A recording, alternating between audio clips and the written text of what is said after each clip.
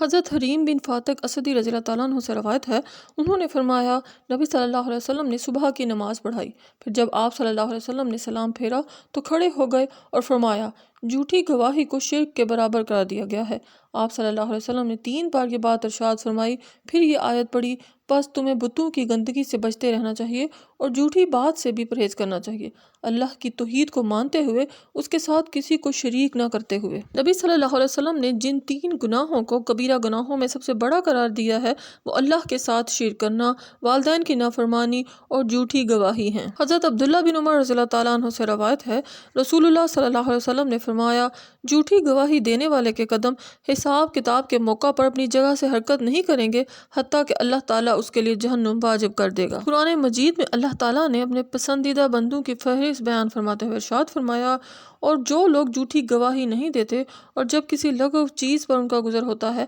تو شرافت سے گزر جاتے ہیں۔